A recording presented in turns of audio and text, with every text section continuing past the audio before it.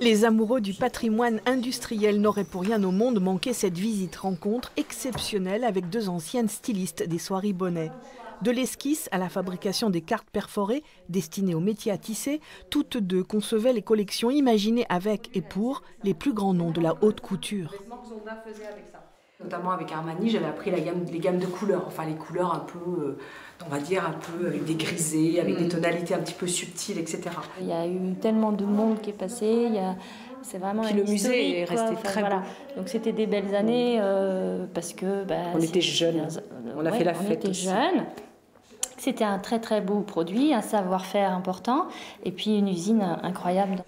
Près de 200 000 tissus ont été produits dans ces ateliers où les entreprises rachetées par la maison Bonnet. Ces soieries d'exception ont été vendues à prix d'or. C'était un travail très luxueux.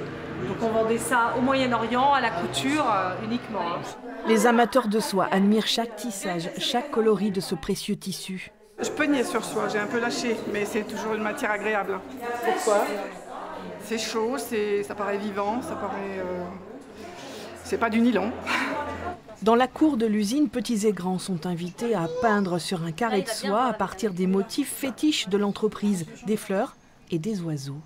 Il y a beaucoup de motifs. Il y avait quelques oiseaux aussi, alors si vous voulez, on a sorti un perroquet. Là, on utilise des pinceaux, c'est plus facile, plus accessible pour les enfants et même pour les adultes.